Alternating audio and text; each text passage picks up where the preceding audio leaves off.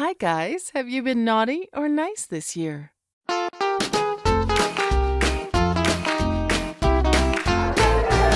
of all, I plead innocent of all charges. A little more conversation with TalkingElvis.co.uk. Hello, everybody, and welcome back to Talking Elvis, episode number 37 on your Spotify, on your Apple Tunes, on your wherever you get your podcast from. And what a fine podcast you have chanced upon this very, very day. And with me, my usual cohort, Mr. Vince Wright. Hello. Hello, Ian. Hello, world. Hello, listeners. Hello, Dolly. It's what's the sheep got to do with any of this? There's 2 of them. There's 4 of them. There's 8 of them. So what's been happening in the Vince Wright world since our last episode with ABBA? Yes. Well, that was the last episode, wasn't it? The Scandinavian affair was the good one, because we had the debate about what film did he actually see his dad meet Elvis on. And we all thought it was Viva Las Vegas. Yes. And then there was a few emails came in and went, here's a publicity still from Kissing Cousins. What do you reckon? Really? So it did look like the same shirt, to be honest. So right here still. Well, yeah, they were made in the same year, weren't they? So. Yeah, so... and we're a bit late with this month's show. Yeah, we've been a bit busy, haven't we? Well, I'm going to say, because this isn't life and death to us, it's a bit of a laugh. No, plus the fact the pubs have reopened, so it's trying to drag us away from those at the moment. After quite some time without them is. When you've sat for 3 hours in the pouring rain and blizzard to have a pint that never ever empties because the rain keeps filling it, it's been an interesting afternoon, hasn't it? It really has, but it's nice to be back, and it's nice that we're slowly coming away from the lockdown. So hope you're all well out there. By the way, that's no. Here's the thing, right? Here's the thing. Ooh. I haven't done any research for this show whatsoever. You lazy git. I am, yeah. We discussed 1 or 2 things in the real world over the last couple of weeks, but we haven't really come up with something. But you said no, let's do something anyway, and I'm thinking, well, it's going to be a bit quiet then, isn't it? So, but there's method in my madness. Is there right? Is there now? Okay. Because when you're in a pub and you're just talking Elvis, you're doing the funny talk, right? When we're just talking Elvis, indeed, you don't have a script, you don't plan it.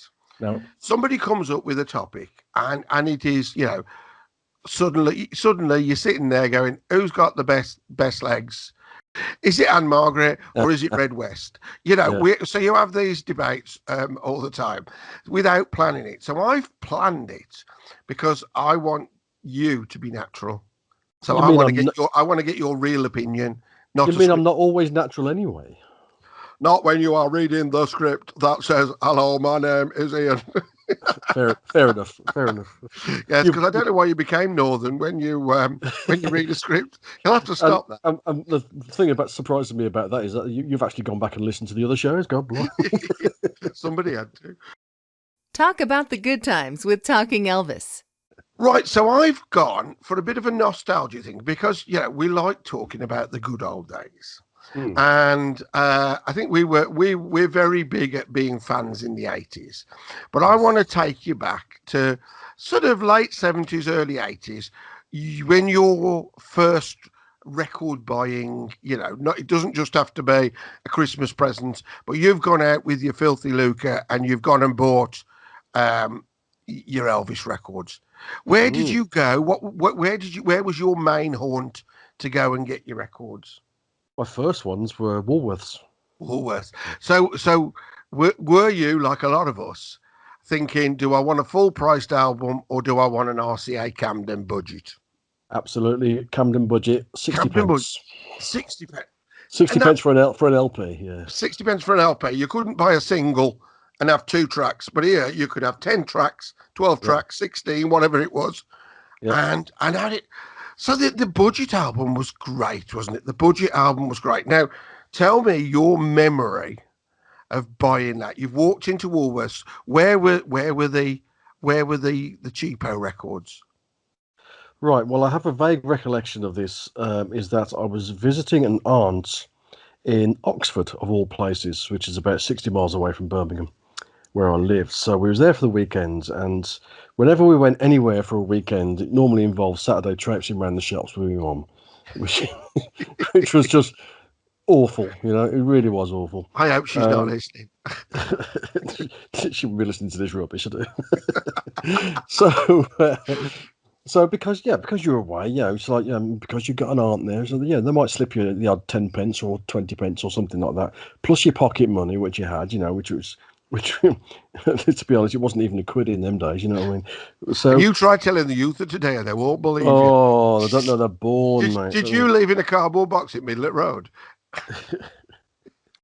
And I always said to my mum, every time I'd disappear into one of these department stores, as Woolworths was back then, I'm either going to go and look at the toys, or I'm going to go and look at the records. Now, I must have been growing up a little bit, so I must have been at least into double figures by this point. So I disappeared off towards the records, and I was flipping through them, and I didn't know half of the names, or most of the names on the record racks. So stop there. Mm. Were these in those lovely wire twisty standees that went round with that over by the? Oh, you didn't have them in them in your. Oh. No, didn't have them in that one. Because don't forget, it was Oxford. It was a bit posher, So, all right, sorry, all right. Because I always think of these the Camdens in your Tesco's and your Woolworths in the wire stand over by the till a bit, and you've got to they packed them a bit tight, but you can just about flick through them. No. I think from memory they had cassettes in those spinny rounds, wire things. So there's a difference. So I didn't have a cassette player back then. Ask your mum and dad, folks. Or Google it or something. So I was looking. So the name I recognised, the name I knew, because by that stage I'd already started listening to my mum's records, was Elvis, of course. And so I looked for the E's and found Elvis because he was known by his first name, wasn't he? So back in the day. So I was flicking through those and I saw a fantastic photograph of Elvis in Aloha from Hawaii. But it wasn't Aloha from Hawaii. It was Elvis Sings the US Mail. But it was a picture of the Aloha show on the front for some reason. And that was 60 pence. And I probably had the princely sum of about £1 in my pocket or something at the time. Oh, good stuff. When I say about those wire racks, did do you remember seeing them a little bit later on in your local Woolworths and Tesco? Yes, later on, yes. And as they spun around and you looked for the Elvis one, what else did you notice? What caught your eye as you were looking at those? Be honest. This is going to sound a bit corny, but things like the Alvin Stardust, the Bay City Rollers, because they were the thing in at the time. The Top of the Pops albums, I remember them being there. What was the appeal about the Top of the Pops album to you? I couldn't possibly tell you. Because now you've just hit the topic. Today's program is the Top of the Poppers do Elvis. Wonderful. I have looked into this and it just opened a can of worms. Are you a Jedi Knight? Is that what you've done? You've just done a Jedi mind trick on me, haven't you? I have. I led you up the garden path. How did you know I was going to go down there? Because you are of a certain age, and all of us lads of a certain age, we all go the same way. Yes. So, dear listener, the Top of the Pops albums. Yeah, big things, by the Top of the Poppers. Very popular. Very, very popular. Now, I've got a bit of a brief history here, so I'm going to do the brief history bit, and then we'll get on to chatting about it. Right, I'll go for it. Right. These albums, if you think, I don't know whether you get them in America, but from 83, we had Now That's What I Call Music albums, didn't we? Yeah, we had these where they were original artists from the last half a dozen singles that had been on. You'd have a cracking double album, and you'd get a few releases a year, and it saved you buying all the singles, didn't it? Absolutely. And if you were having a bit of a party at home, early 80s, bang this on, have the cassette in your car. I'm sure there was an 8-track as well if you looked. And you had them, and you had a little bit of a greatest hits. But before that, what did we have? Well, let's take you back. Cue the harp. In 1967, we started off with things like MFP did hits, and these are covers. These are pre-tribute artists. These are a bunch of session players shoved in a room and said, "Look, can you do Mungo Jerry? Can you do Susie Quattro? Can you do? Can you do? Can you do?" So, so that was hits. So then Pickwick Records created the Hallmark label. Now the Hallmark label, a great one. And if you look in those cheapo racks, it was Max Bygraves and Johnny Ray and Jim Reeves and things would appear up and down there. Well, anyway, this producer decided, I've got to create an album in that. And then he looked at Top of the Pops. Now, Top of the Pops had been on the telly since January 64, but it wasn't copyright. So he said, I'm having that title. So he bungs this title on an album of cover versions. And these albums were great. And they called the band the Top of the Poppers. And sells it, like you said, 60, 70p. You can buy 12, 16 top hits. Well, of course, nobody's bigger than Elvis, are they? So even when he was lesser, should we say, he still features on these. Now, I've only got one of these in my collection, which I would have, wouldn't I? And it is one from 1972 with Burning Love on it. If you play it, oh dear. Really? It's a real... It is pub singer at the end of the night when he's had 400 pints, and he's there going, "Hey, oh my goodness!" It's funny. All the Top of the Pops albums I had, and I probably had quite a few. Well, I didn't have them all. I don't recall any Elvis songs been on there, so you've got a unique one there, haven't you? No, because Elvis is joint of having the most songs on the series. Really? Wow. So who is he joined with? Cliff Richard. No. Oh. ABBA? ABBA, yes. Yes, okay. And if you want my body and you think I'm sexy, I'll tell you the answer. Okay. Oh, Rod Stewart, yeah. Yeah. So they all have 18 different songs on it. Crikey. So I started to dig deep into this, and I'm thinking, I thought that I've got one album with Burning Love on by the Top of the Popsers. I thought, oh no. Now the artwork of these, they've come up with this great logo of the Top of the Pops, and it's all cut out and see-through. Well, apparently the art department was told, we want to be able to see it from the other side of the shop. It wants to be that visible, something that's going to stand out. And this volume 27 that I've got is a lovely orange cover with the navy writing on. But what would be the picture next to it? It would be a young lady wearing a very scantily suit or something.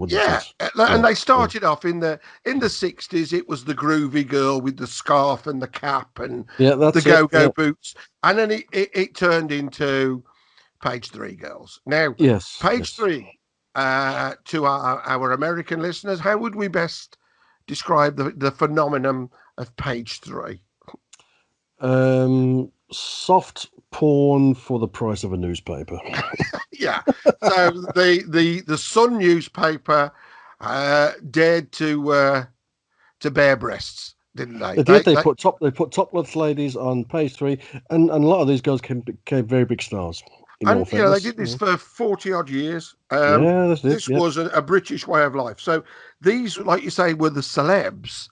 If they were a household name, bizarrely, in a newspaper, and you've got an LP that hasn't really got Elvis on, hasn't really got Cat Stevens, but it's got the covers, but you've got a famous Page 3 girl on the front, it's going to sell some just on impulse buy, isn't it?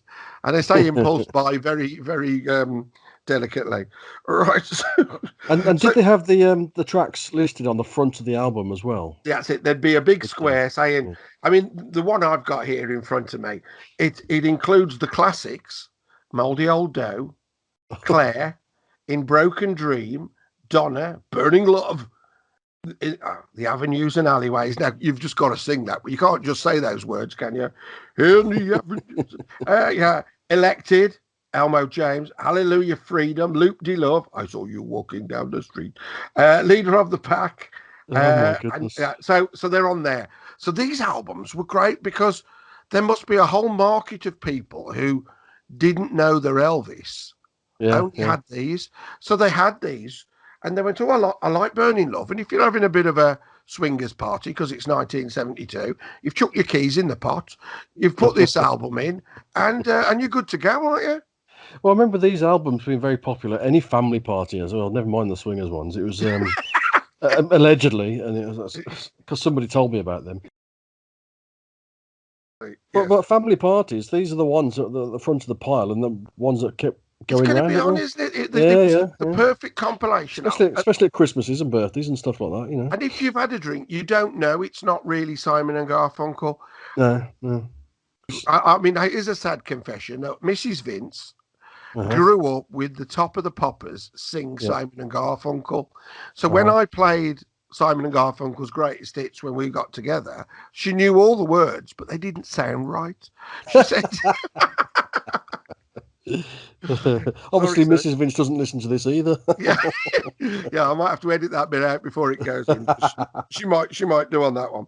So all of this was going on here, and so June '68 they started, and then September they followed with another one, and they cha-ching.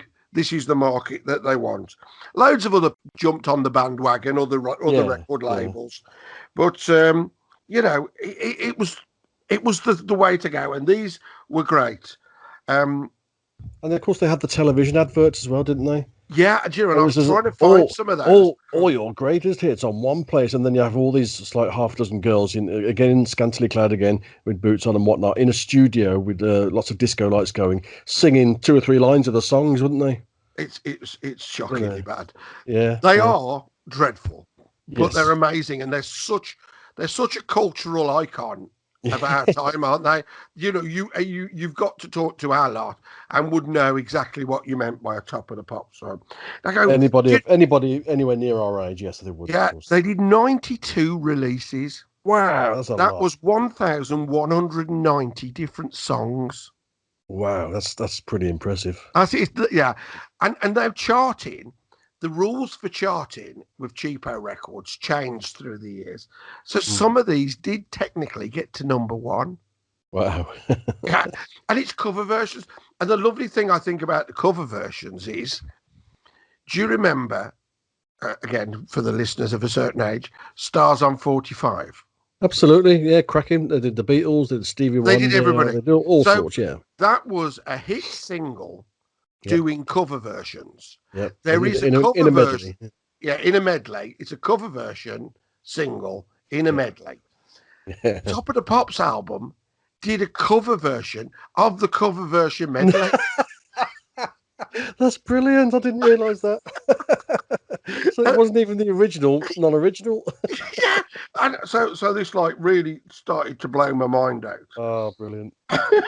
That's so good. Apparently, they get the session players in, and they could record 12 songs in a day. So you know, you can see what sort of production value we're going on it. We're going on here, but isn't that bad? Isn't that bad? Wow, that's incredible. Doing covers of covers, and then some of these as well. We've got 18 different Elvis songs, but you also get in '77. You get a cover of Danny Mirror's I Remember Elvis Presley. So you're getting somebody go, I remember I turned the radio on. Yeah, you've got somebody doing Elvis again. Brilliant. So these are fantastic. Do we think it was the same individual that did the individual Elvis songs, or did they just change whoever's in the job at the time? There was a group of them. So if you wanted high girly singer, it was her. If you wanted, I've got these notes of different guys, but I can't seem to see which one honestly did the Elvis. I mean, they are all. Yeah, so it could be me. Here's another one then for you. Okay. Some of these Elvis ones were then put into a compilation album, and there is a lovely big box, a different version in New Zealand where they took the Elvis versions, but they needed to pack it up a bit more with some other sort of pre-70s Elvis. So what did they find? They found in 1973 that Hallmark label had an album on their books called Ross McManus Sings Elvis from 1970. Who is Ross McManus? Why does that name ring a bell to me? Shall I give you a clue? Do you want a clue? Yeah. I'm a secret lemonade drinker. And the old whites man. I knew I recognised the name. Yeah. And who is he the father of? Oh, no, don't know. Elvis Costello. He is not. Yes. That's just not possible. That is so bizarre. The connections I was getting. Declan McManus. Oh, God. The name, yeah. Yeah. Oh, dear. It is a crazy world, isn't it? It is a mad He's done world. this album of Ross McManus Sings Elvis in 1970. They've taken a few of those and then shoved them in with these Top of the Poppers stuff and made a New Zealand Elvis Gold Records kind of rip-off. A little bit, with the bit like the Other Side's 50 Gold Awards cover, but a bit of a cheesy rip-off of that. So you think, oh, my life, this is so bad. Gets better and better. It really is. It is bad, but I love this. I love this sort of stuff. It just makes me laugh. It does, and I just kept digging, and I went, no, and then I thought this might be a 5-minute slot in a show, but but I'm afraid this might be a whole episode at this rate. Are we running with this one? It is really good, isn't it? Mm. So all these albums come out now. You said about the Page 3 girls. Yeah. Why did I choose the particular one to buy that I bought? Because Linda Lusardi was on the front of it. She was on the very last one, to be honest. Okay. Sam Fox was on there. Linda Lusardi was on. Now, my favourite reason for buying this one was: does the name Penny Irving mean anything to you? Mm-hmm. Yeah. She's one of the girls. One of the girls from The Sun. The Sun, but she was also an actress. So she was my favourite little redhead. Oh, right, okay. Right, in a couple of TV shows that you're going to know inside out when I say it. Right, so she's on the front of this one that I've got. Do you remember young Mr. Grace in Are You Being Served? Yeah. He's secretary that he chases. Oh, my goodness, I didn't know. And there was a yellow coat in Heidi High called Mary. And that was her. Yes. Oh, yes. In the first series. Yeah. Oh my goodness. Oh dear. So this is just gone. What are we going to do with him? Throw him in the pool. Hey. Yes, I am Ted Bovis. Oh, tremendous! Aren't these circles small sometimes? It is great, isn't it? It is just wonderful that you just start seeing things, and you've got to go with it. So there you are with all these hits. Now, it's interesting. What Elvis singles did they cover and which ones didn't? Surely they would have gone for the 70s ones, surely, because I can't remember. So this is genuinely, I don't know. Yeah, they had to come out with what the last couple of months singles were. Yeah. So they had, some of them they would go, that's going to, that's Rod Stewart, that's going to be number one. We'll put that on. But others, I suppose they had to guess a bit, and you went, well, if that was a novelty hit like Mouldy Old Dough, they probably didn't expect that, but because it was huge, they put it on. Yeah. But it seems like they thought Elvis was a safe bet. But as his singles dropped, it's interesting to say, because the first one we get is really weird. It's Clean Up Your Own Backyard. Well, so I was surprised at that. We do get If I Can Dream in the Ghetto, right? So we do get those, which is fair enough. But then as it moves on, where's Kentucky Rain? Where's My Boy? Where's There Goes My Everything? Where's Trouble? Where's Hurt? They don't appear. Promised Land must be on there somewhere. That's Promised Land gets it. And you just think, So they were obviously, somebody was anticipating that's going to make the charts or that isn't. Yeah. Yeah. Wow. So you know, some of the 70s stuff not going to happen. Suspicious Minds, yeah. So did they go for classics from the 60s then, and the No, 50s? I mean they did it as it happened. Oh, right. So it came out in June. It would have been what was a hit in April, May. You know, what would have been recorded. So right up to his death, yeah, we do get what do we get? We get Moody Blue, we get Way Down, we get My Way. Yeah, so we do get My Way as the single after there. Wow. Pope Saladani, I've got to tell you, I've listened to all of these.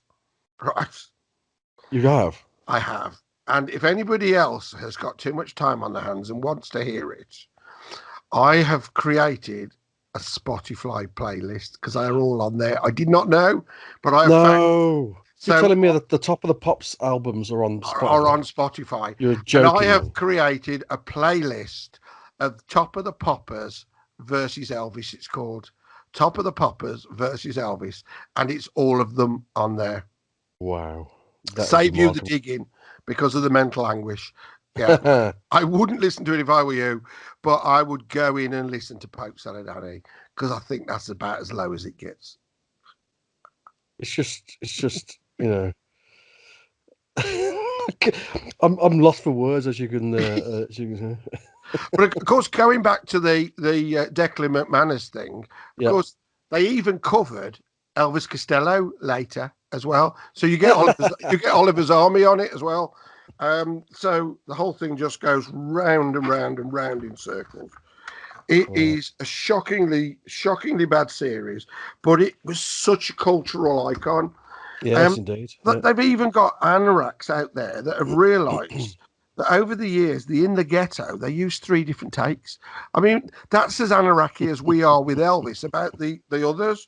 The girls, other ones there, you mentioned Linda Lusardi, Sam Fox.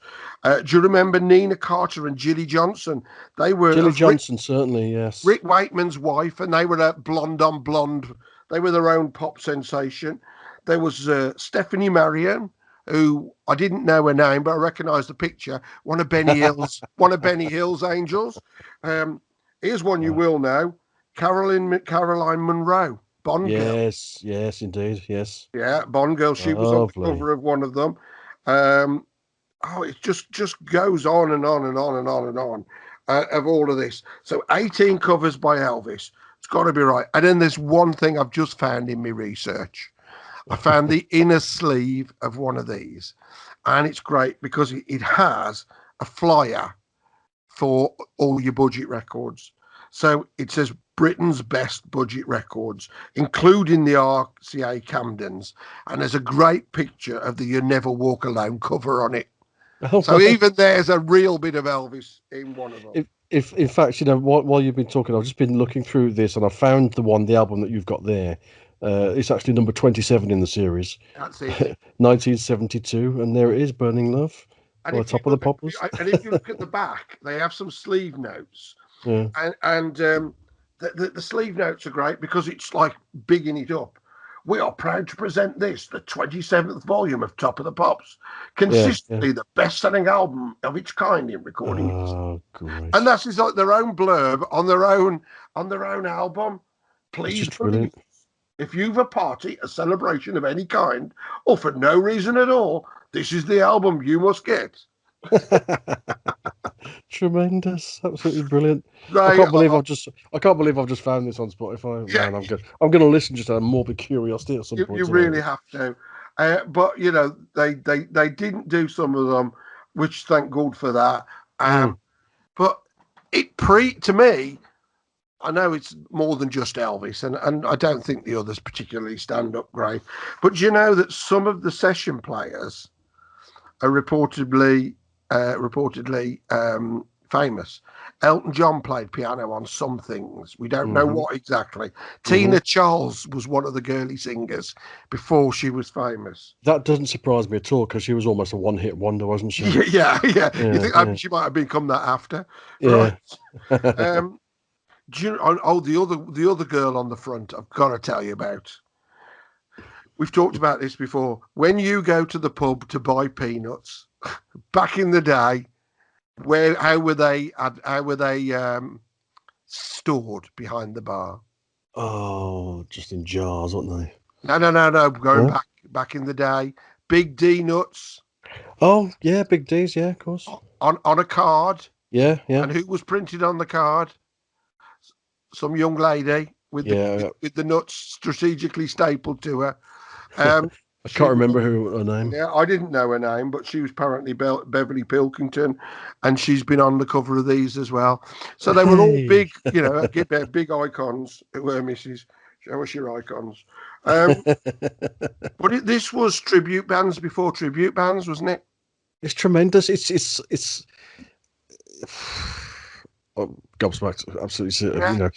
But it is. have a listen, because they don't. Some of them seem to be, particularly Elvis, they seem to be trying to be sound-alikes, Yeah, where some of the others sound a bit more like just a covers band down the pub, just going, I'm going to do the Small Faces, and then they just do it in their own voice. But it seems to be that even then, Elvis was fair game to take the mickey of.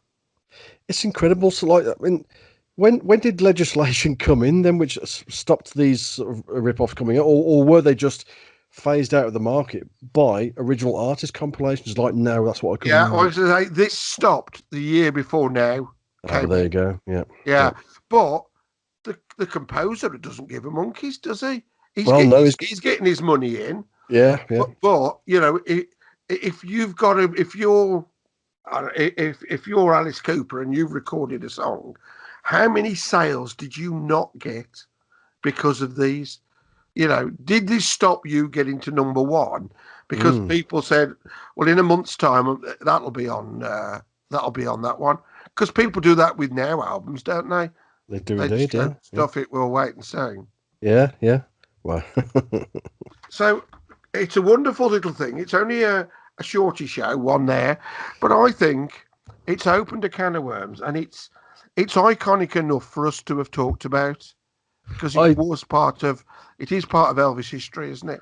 Our well, record buying Elvis history. well, yeah, because it was part of our record buying. Because you know, back in the day, of some people we know only buy Elvis. We know that, and well done to you and all that sort of stuff. But we buy Elvis as well. But we buy an awful lot of stuff. And growing up in the day, when money was scarce in your pocket, Yeah, right. these are the sort of things you looked at, because you didn't have to buy all those singles, because you knew the album was going to be, you knew it was going to be on this Top of the Pops album, and you had them all. And to be quite honest with you, back in the day when you were a young lad, you didn't care. Yeah. You You didn't really know. didn't. I mean, this is like, I think you go from this to the next step of my early collecting Elvis. I just wanted every track. I Yeah, didn't care whether it was reprocessed stereo or a French yeah, import or anything. I yeah, just ticked it off. And then you went, oh, that's a really poor French pressing. But then you upgraded. But yeah, you started off with, I'll just have anything. Because yeah. tick, tick, tick, I've got girls now. Tick, tick, tick, I've got hair, scare 'em. But this was like one step before it. But if I looked at this and said, if I've made that playlist of this, if you put that out as an album, I wonder what it would do today, because people are filling the pubs back in the day, filling the pubs with ETAs. Mm. But these were poor pub singers doing it. And don't forget, ETAs do actually sell their own CDs at some gigs, don't they? And people do buy them. So it's exactly the same thing, isn't it? So probably you're right there, because the ETA has got himself a backing track.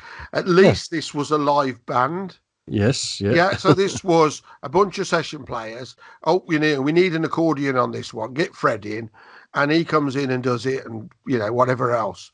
Yeah. It really is interesting for me. I enjoyed digging through it, but I just dare the public to go and have a listen.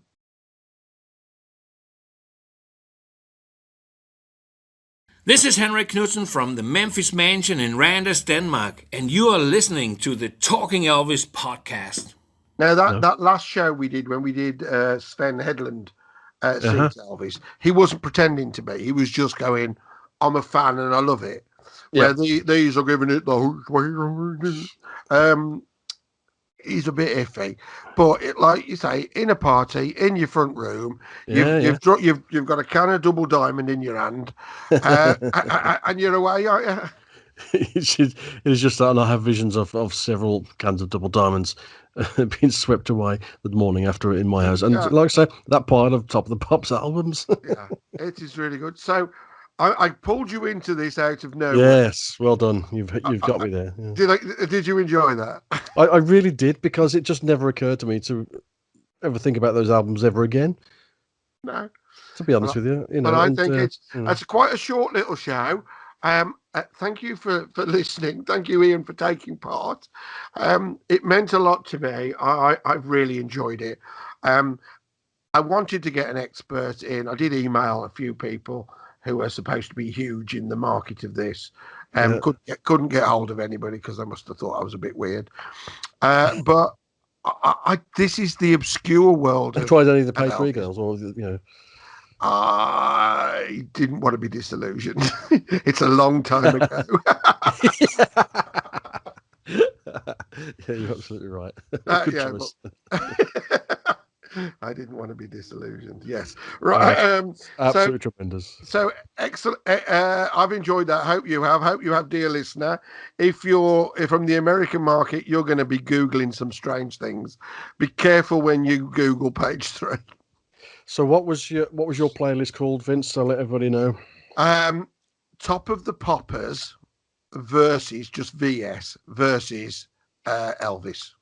And that's on Spotify, so go and have a look for that if you're not at all familiar with what we're talking about. and they're mislabeled a couple of tracks. So there's 2 tracks off one album that are back to. One says it looks like I've put a Suzi Quattro track in there. It says Can the Can Suzi Quattro, but that's actually Pope Saladani for some bizarre reason. So and the mystery continues. Yeah, and then what a connection again. They cocked up with the great Suzi Quattro, big Elvis fan. Yeah, well, there you go. What goes around comes around, and all that. Anything to end with? No, I think that's just a tremendous little stroll down memory lane that was, and I do urge anybody of our generation, and if you remember these things, get in touch, because I'm sure there's much more to be said, and much more, should we say, wonderment and disillusionment in the same sentence to be had regarding these albums. So please do get in touch. I think we can go to every car boot and every charity shop now and get the whole set for about a tenner. It's given me an added incentive to go back to charity shops, I have to say, just to see if these things are still out there. And I bought this one, and it's in very good nick. But will I ever play it again now? I'm more likely to frame it, aren't I, Penny? Yeah. And very nice yours too. Talking Elvis, a new podcast. Well, what a blast down memory lane that was. Top of the Pops compilation albums, folks. as you've just heard us say in that conversation, if you know of any albums like this still in existence, want to chat to us about them, please do, because we'll talk about this sort of thing all night, won't we? Oh, yes. And any other weird nostalgic topics that feel relevant, let us know. Absolutely brilliant stuff. Okay, folks, that was show number 37. Thank you very much for listening. Thank you, Vince, for allowing me to be on the pressing the button side of the table. Well, very good. I hope you have pressed record and we haven't just wasted an hour. We shall soon find out. Anyway, folks, thank you very much. We'll speak to you next time on Talking Elvis. See you all. Bye now. Find us at www.talkingelvis.co.uk or Facebook or YouTube or Spotify. In fact, any place you get your podcasts.